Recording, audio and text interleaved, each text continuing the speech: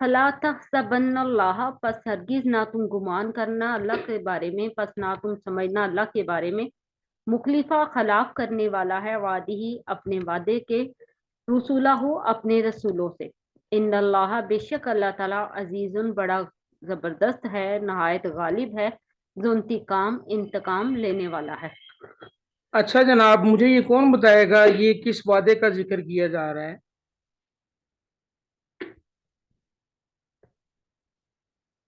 फला तहसबन्नल्लाह मुखलिफ वादिही रसूला, ये किस वादे का जिक्र किया जा रहा है कि जिसके मुतालिक अल्लाह तबारक व तआला फरमा रहे हैं कि ए मोहम्मद सल्लल्लाहु अलैहि वसल्लम, आप गुमान ना कीजिएगा कि अल्लाह ने जो अपने रसूलों से वादा किया है उसकी खिलाफ वर्जी करेगा।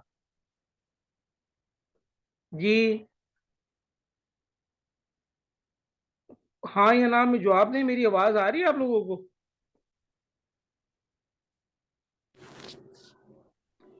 हाँ जी, आ रही है। अच्छा, तो ये समझ सर क्यों नहीं आ रहा? यही जो अल्लाह ताला ने हमसे वादा किया है कि नेक अमाल करे दुनिया में, आखिरत में आपको मतलब कि इसका अजर मिलेगा। नहीं नहीं, ये वादा वादा जो है वाद ही रसूला, अपने रसूलों से अच्छा भी अल्लाह ने रसूल, वादा किया है। अच्छा अच्छा। तो अल्लाह ताला ने अपने रसूलों से वादा ये किया है कि दुनिया में तुम्हें भेज रहे हैं और तुमने ही गालिब रहना है और तुम ही गालिब रहोगे। तो ये गुमान ना कीजिएगा कि अल्लाह अपने वादे की खिलाफ वर्जी करेगा। इन अल्लाह अजीजुन ज़ुल इंतकाम, अल्लाह ताला जो है वो नहायत गालिब है, इंतकाम लेने वाला है। यानी ये जो जालिम लोग तुम्हारे सामने आगे खड़े हो गए हैं ना, तो अल्लाह ताला इनसे खूब जो है वो इंतकाम लेगा। तो अल्लाह का वादा है ये, और ये गुमान ना कीजिएगा कि अल्लाह जो है अपने वादे की खिलाफ वर्जी करेगा। चलिए इन्हें तसल्ली दी जा रही कि वो परेशान ना हो जी नबियों को। जी, बात समझ में आ गई है जी इस आयत की? हाँ जी। जी सर।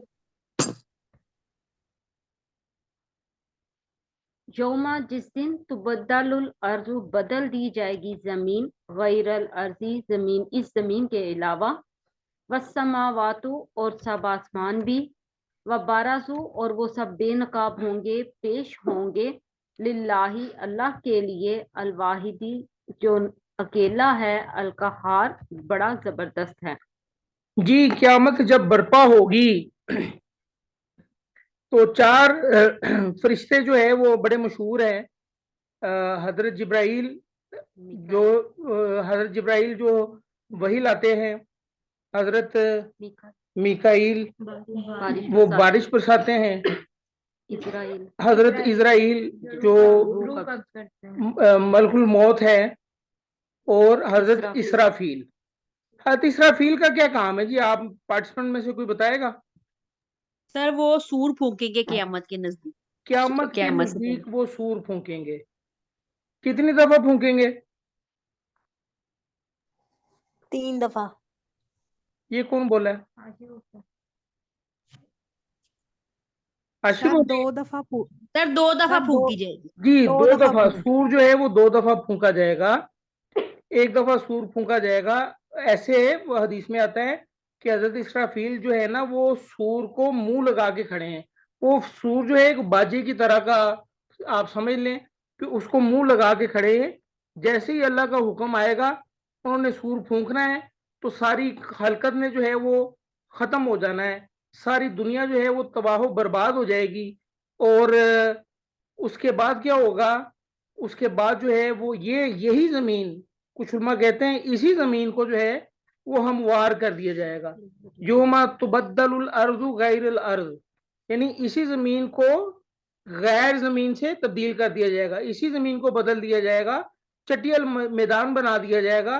पहाड़ जो है वो खत्म हो जाएंगे, ऊंच नीच खत्म हो जाएगी। सारा हशर का मैदान जो है वो इसी दुनिया पर लगना है। और हाँ, समुंदर जो है वो भाप बन के उड़ जाएंगे और सारी जो है वो जमीन सामने आ जाएगी। ये पहले सूर फूंकने पर ये होगा। अब उसके बाद दूसरा सूर फूंका जाएगा। जी सर आसमान पे नहीं वो जी, हशर का आसमान मैदान सब होगा। कुछ खत्म हो जाएगा। अब ये किस तरह खत्म होगा? ये हाँ, कतई सिजिल लिल कुतब اور آسمان کو لپیٹ کر اللہ تعالیٰ جو ہے اپنے دائیں ہاتھ میں لے لیں گے، یہ بھی قرآن میں آتا ہے. تو یہ سب کچھ جو ہے وہ ایک نئی جو ہے نا فطرت، ایک نئی طبیات سے دنیا جو ہے وہ بنے گی. یہ جو طبیات ہمیں نظر آ رہی ہے نا، یہ گریویٹیشنل فورس بھی ہے، ہمیں ٹھنڈا گرم محسوس بھی ہوتا ہے، یہ فزکس ہے اس دنیا کی. جب پہلا جو ہے وہ سور پھونکا جائے گا، سارے ختم ہو جائیں گے، ایک نئی فزکس اللہ تعالیٰ جنریٹ کریں گے، یعنی ایک نئی طبیات جنریٹ ہوگی. اور ہم سب جو ہے جب دوسری دفعہ سور پھونکا جائے گا تو ہم سب جو ہے وہ قبروں سے اٹھ کے کھڑے ہو جائیں گے. اور یہ صرف روحیں نہیں ہوں گی، یہ بدن کے ساتھ روح، جیسے ہم اس وقت گفتگو کر رہے ہیں کہ روح بھی ہمارے ساتھ ہے، جسم بھی ہمارے ساتھ ہے. کہ اس طرح جو ہے وہ قیامت کا جو ہے وہ میدان حشر جو ہے وہ برپا ہوگا. اور شاید میں نے آپ کو بتایا بھی تھا کہ اللہ تعالیٰ نے جو عہد الست جو لیا تھا نا حضرت آدم علیہ السلام سے، عہد الست کے بارے میں پتہ ہے نا آپ کو کیا ہوتا ہے؟ جی سر، کیا ہوتا ہے چندہ؟ یہی کہ ہم نے اپنا عہد دیا ہوا ہے کہ اللہ تو معبود ہے اور تیری ہاں، ہی عبادت کریں گے. یہ تو اللہ عہد، تعالیٰ نے ہمیں ہاں بالکل ٹھیک ہے کہ الست بربکم، کیا تمہارا رب نہیں ہوں. اللہ تعالیٰ نے جو ہے وہ ساری مخلوق، آدم علیہ السلام کی پیٹھ پر ہاتھ پھیرا تھا، ساری مخلوق، ساری حلقت جو ہے وہ نکل کے باہر آ گئی تھی. اور پھر اللہ تعالیٰ نے وعدہ لیا تھا الست بربکم، کیا میں تمہارا رب نہیں ہوں. تو سب نے کہا تھا کہ یا اللہ آپ ہمارے رب ہیں. اور پتہ ہے آپ کو یہ جو عہد الست ہے، یہ بھی اسی زمین پر لیا گیا تھا. پتہ ہے آپ لوگوں کو؟ نہیں سر. سر یہ میں نے یہ پچھلے نہیں دنوں پتا بتایا تھا. بھی تھا. مکہ میں وادی نعمان ہے، مکہ کے اندر وادی نعمان ہے، عرفات کے میدان کے پاس، وہاں یہ واقعہ رونما ہوا ہے. وہاں جو ہے وہ بغیر پاسپورٹ کے ہم جو ہے وہ پہلے جا چکے ہیں. اب تو پاسپورٹ کے ساتھ جانا ہوتا ہے نا، ساری دنیا جو ہے وہ اس وقت جو ہے وہ بغیر پاسپورٹ کے پہلے وہاں جا چکی ہے. وہاں اللہ تعالیٰ نے جو ہے وہ عہد الست لیا تھا. اور اسی طرح اس زمین کو جو ہے وہ بدل دیا جائے گا، چٹیل میدان بنا دیا جائے گا، زمین یہی ہوگی اور اسی پر حشر کا میدان جو ہے وہ برپا ہوگا. اور سارے لوگ جو ہے اللہ واحد قہار کے سامنے پیش ہوں گے. پھر ان کی جو ہے وہ پیشی آ جائے گی. اب فیصلے کا وقت آ گیا.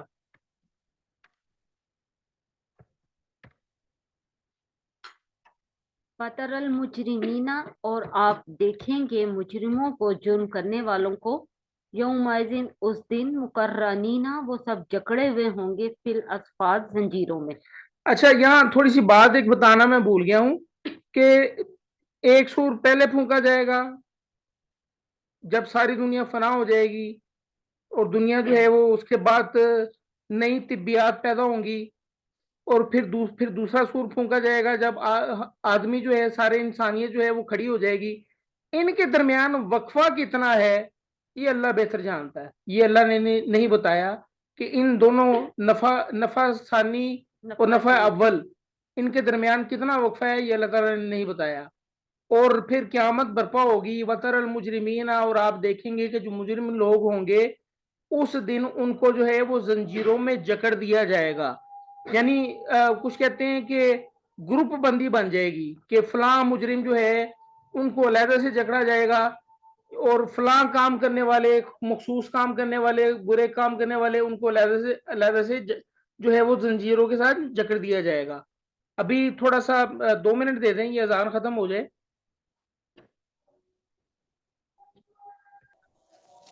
تو مجرم لوگوں کو جو ہے وہ زنجیروں میں جکڑ دیا جائے گا.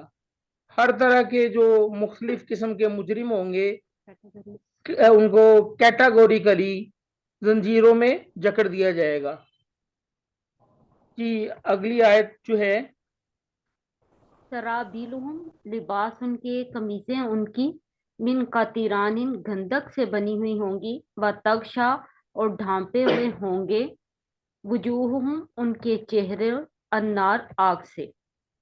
اچھا اب یہ جو قطران جو ہے نا، یہ لک جو ہوتی ہے نا، لک، تارکول سنا ہوا ہے آپ نے؟ لک یہ جو سڑک پر بچھاتے ہیں، جی سر. کہ اس کے لیے بھی استعمال ہوتا ہے. اب یہ پھر اذان شروع ہوگی ہے تو ہمیں وقفہ کرنا پڑے گا 1 منٹ کا. پھر ذرا پلیز ذرا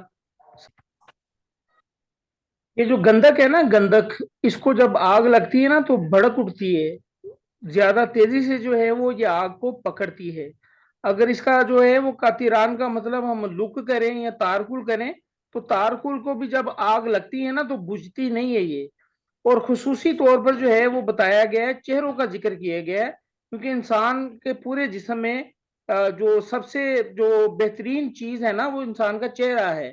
تو اللہ تعالیٰ نے فرمایا وَتَغْشَىٰ وُجُوهَهُمْ نار، کہ ان کے جو ہے نا چہرے آگ سے ڈھانپ دیے جائیں گے. اگلی آیت جو ہے لیجزی اللہ، تاکہ جزا دے اللہ تعالیٰ، بدلہ دے اللہ تعالیٰ، کل نفس، ہر جان کو، ما کسبت، جو اس نے کمایا. ان اللہ، بے شک اللہ تعالیٰ، سریع الحساب، بہت جلد حساب لینے والا ہے. جی یہ اس لیے ہے کہ جو جس شخص نے جو کمایا ہے، کل نفس بما کسبت رہینا، یہ سورہ مدثر میں آتا ہے کہ ہر جان اپنی کمائی کے بدلے گروی ہے. الا اصحاب الیمین، مگر دائیں ہاتھ والے گروی نہیں ہیں.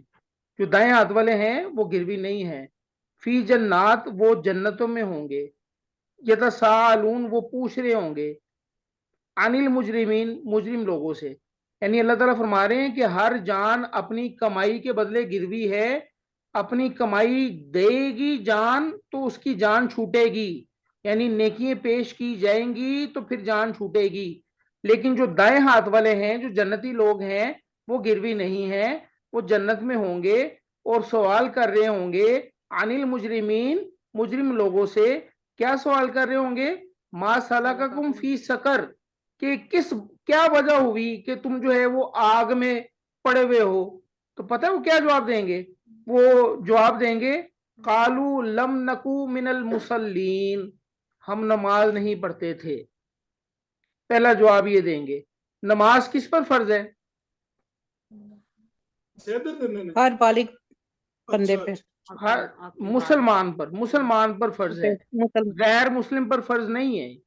تو اس کا مطلب یہ ہے کہ جی. وہ جو جواب دے رہے ہیں نا وہ مسلمان ہوں گے جو آگ میں گرے ہوئے ہیں. ہمیں یہ زوم ہے، یہ اللہ معاف کرے، کہ ہم نے جو ہے نا وہ سیدھا جنت میں ہی جانا ہے. تو اللہ تعالیٰ لے جائے اپنی رحمت سے. تو یہ بڑی آمین. خوشائن بات ہے. لیکن یاد رکھیے گا ان کا جواب پہلا یہ ہوگا کہ لم نکو من المصلین، ہم نماز نہیں پڑھتے تھے.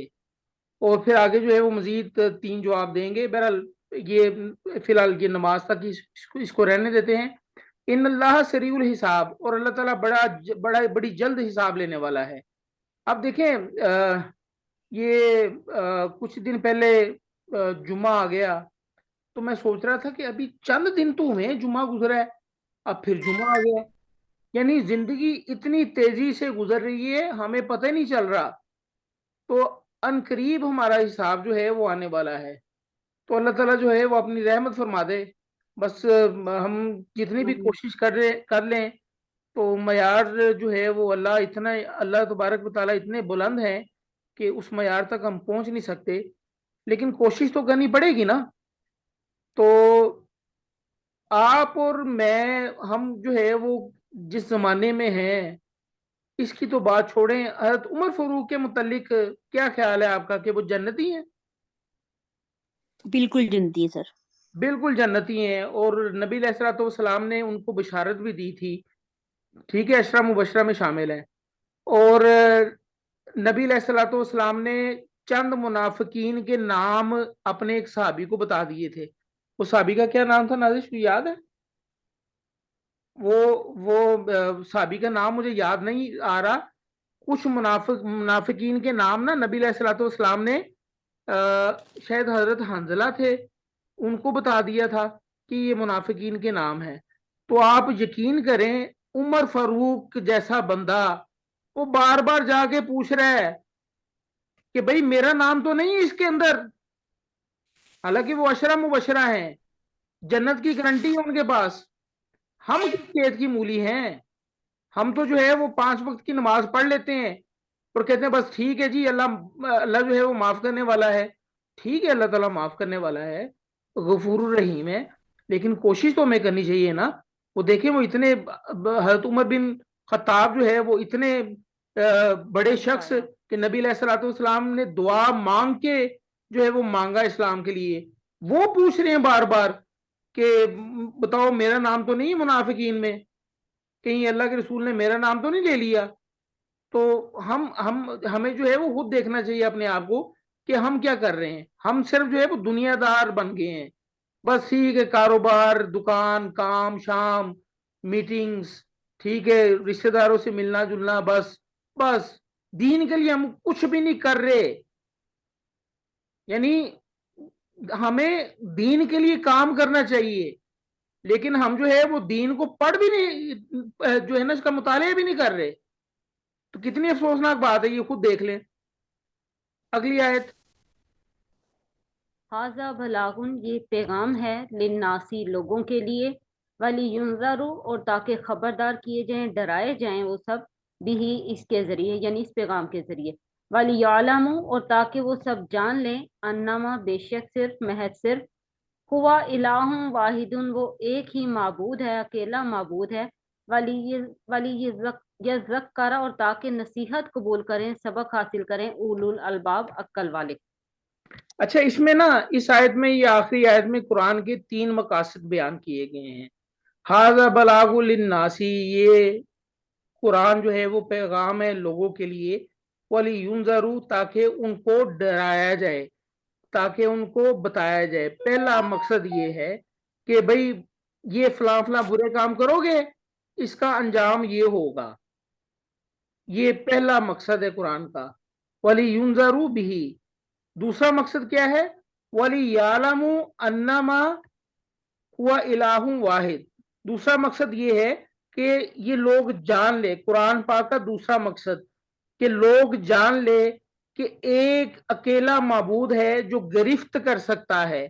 کوئی مصیبت آ جائے تو اسی کو پکارنا ہے، کوئی مشکل آ جائے تو اسی کو پکارنا ہے. یہ دوسرا پیغام قرآن یہ دے رہا ہے یہاں پر. وَلِيَذَّكَّرَ أُولُو الْأَلْبَابِ. اور تیسرا پیغام جو ہے وہ قرآن، تیسرا مقصد جو ہے وہ بیان کا یہ ہے کہ عقل والے جو ہے اس سے نصیحت حاصل کرتے ہیں. تو عقل